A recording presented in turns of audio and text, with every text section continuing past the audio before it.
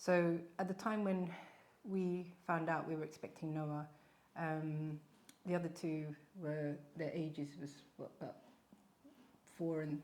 Well, when Noah was born, 3. they would have both been 6 and 4, so they would Yeah. have been So 5 and 3. It was one that we were hoping for. You know, we were open to life and we've been trying. So when we found out, it was it was a blessing. We were just definitely overjoyed, and but then obviously throughout the pregnancy stages, there's always things you need to be aware of. But I was at my 16th week, and so the first trimester, you know, all the usual things that, because we've been through that, we've had 2 miscarriages before.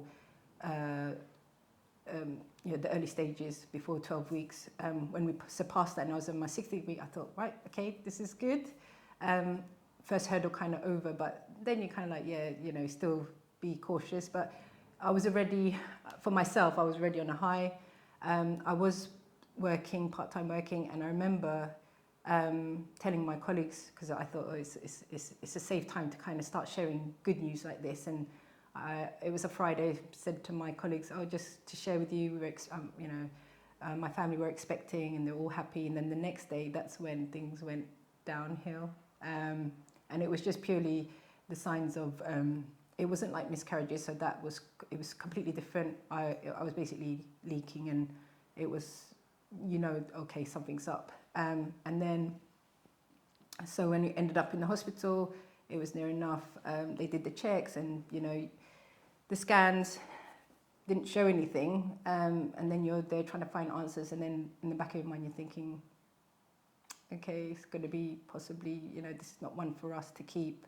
It could go, you're just trying to prepare yourself, kind of psych yourself. And then the doctors kind of said to us, well, if you're leaking then, and they couldn't really see anything obvious, but they said there must be a hole somewhere in your sac. But where that hole is, we can't tell you. Like Sophie said, they said that there was, it wasn't like any sort of little accident that she had. There was a leaking of the fluid from the bag, or the sac, and what they basically told us is obviously we don't understand what all this stuff means. So they were saying basically that when the sac is basically what the baby's growing in, and the fluid that's in there is what helps the baby to grow, to feed the baby. And if there was if the sac was compromised, then the baby was in danger. Basically, the sac was leaking, and from wherever that leak was coming from, it could cause infection, and the infection would either cause problems for the baby and could cause the baby to die, or if we didn't take the option of terminating the baby, which they were saying was the most viable option to save the mother, then the mother would get an infection, and we could possibly lose both of them. So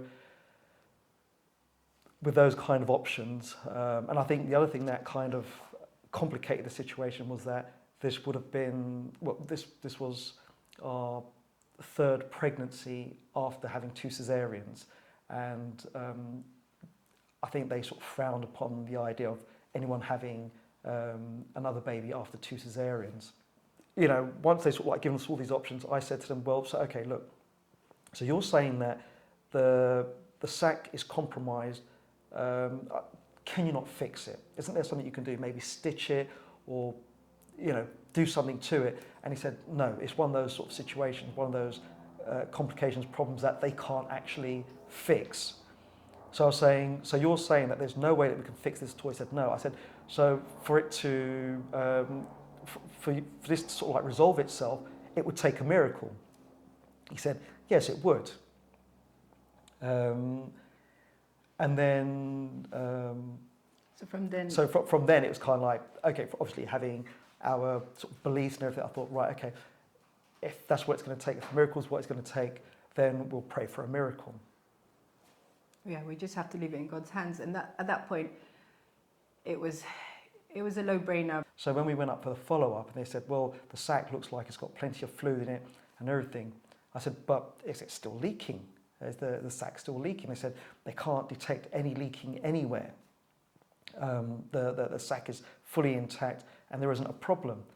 And so and we had the same doctor, consultant. And so I said to him, but you said that you couldn't fix this. You said there was no way of being able to fix the leak. He said, that's right. I said, you said that, I asked you the question, would it take a miracle for this, for the hole to heal? You said it would. I said, but you're telling me now that there is no more leaking, so the hole is healed. He said, yes, that's right. I said, so are you telling me then that a miracle has happened? And he looked at me sort of kind of not knowing what to say. And I think it was sort of like he was probably trying to comprehend what had just happened. And he just said, yes, I think a miracle has just happened. They're the expert in the medical field, but then there's times where I think on the ethical side, that's when you really have to stick to your beliefs. Like, well, I hear what you're saying, and whatever it is, the issue that may come with the baby, but at bottom line, it's another person. And we can't, in our situation with Noah, to be told that, this pregnancy might not end up being viable and it's going to be loads of complications to the point that you could be losing one of them, if not both. The mother and the child. The mother and the child. You still have to find that voice to say, I hear what you're saying, but do what you can to save both. Once the baby's born, as a parent, you'll do everything and give everything to protect the life of that child. You just give everything, and I think it's that understand. People sort of have that from the moment that the baby's born, and if they sort of realise that that person is the same person from the moment of conception, they would give that all to preserve the life of that child. And this is I think what we're basically saying is that the problem that we're having at the moment, the situation that we have, is people are not being informed of this. They're not being told this. They're not being given these choices to sort of say, if a person went into the hospital and said, look, there's a complication, the sac is leaking, the baby might die, but it's a real baby, it has a heartbeat, it's living. And then they make the people sort of think this, then, their perceptions of the whole pregnancy would be different. And like I say, because we were sort of clued up going into this sort of situation, and I think obviously the biggest difference is having had 2 children prior to this, you really fully appreciate the magnitude of what a baby is, what a child is. If you look at your children that you've already got and you think stuff like, would you get rid of any one of those? It's crazy. It's one of those things that I think, had we made the other decision, it's something that I think would have lived with us for the rest of our lives. I don't think it's something that you could ever forget, knowing, every day we'd be looking at our other children and knowing that we made a choice to not have one of them. You'll be forever thinking. Every day you'd be thinking about it. You wouldn't stop. You'll be remembering they would have been this age. I wonder what they're going to be like. They'd be like this other son, be like the other brother. What they would have looked like, what they would have sounded like, what their interests would have been, and we don't have to wonder, or we have a different kind of wondering now, what they're going to be like in 5, 10, 15 years' time, if they're going to have a family, and we can actually be there and experience that with them. And I think for me, in my heart, I feel, you know, I have a heavy heart for those parents who weren't ever given that choice, or support, or the support. Yeah. And you know, a lot of them made these choices without without knowing all the options that were there for them.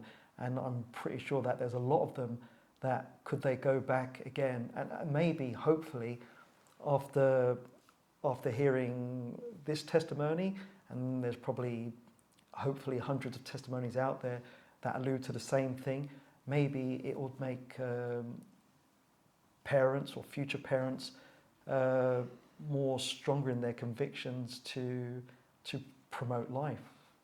I'm happy, Mummy and Daddy, that I'm alive.